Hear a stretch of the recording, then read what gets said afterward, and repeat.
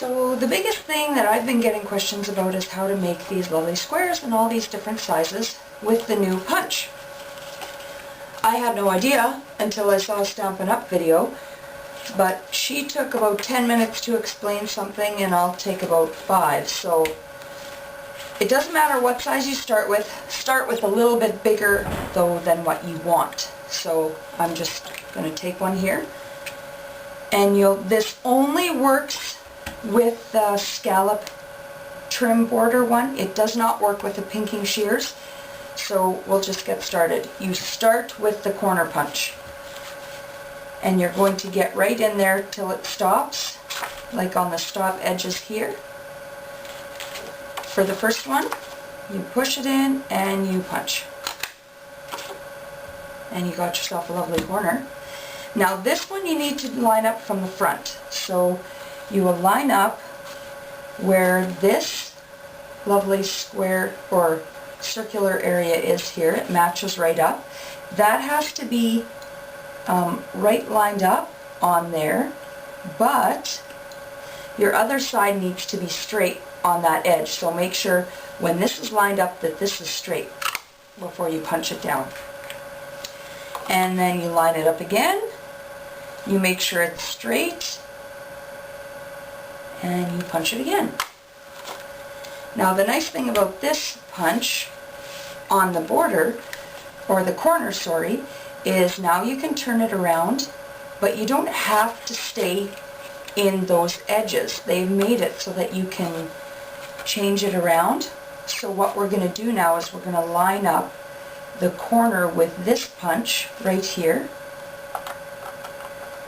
So you have to go in, and you're going to have some extra, but you just make sure you line it up really good, and I'll show you that as soon as I get lined up. So just make sure you can see that extra there. That's fine.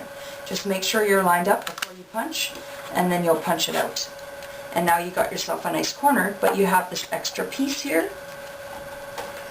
So you're just going to take your paper trimmer and you'll line that up, and you'll just cut off just that extra piece.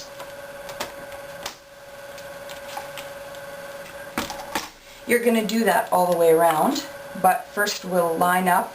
Again, we'll line this up and make sure that is straight, and we'll do that all the way around for however big you decide you want your circle to be, or your square I should say. And then you will go to the corner again, and you'll line up that corner, this scallop, on this one again. So slide that in, or even if you don't want it that big, if you want it smaller, you could slide it in further. You're just going to be cutting more off, and that's fine. So I'll just line it up myself here, and then I'll show you that I'm punching it. So now this extra piece needs to come off.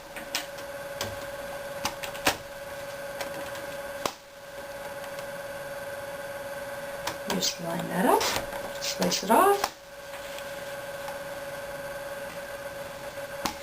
and then you keep going with your straight edge again. Lining it up, making sure that your circles are lined up there, but it's flat on the edge over there. There we go. See? Perfect. And now you want to line that up so you have enough room to put your corner in. So I'm just going over just a bit, punching that out, and then my corner will hopefully line up here, straight with the other one.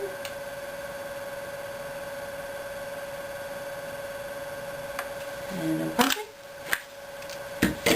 And now we'll just finish it off. Line up your scallops on the one side, and then this will be straight again. Punch it. And when you get to the end, you just want to make sure you don't go too far and wreck your corner, so I would just turn it upside down and punch it. And there you have a scallop trim rectangle perfect for the front of your card. I hope you have fun and happy stamping!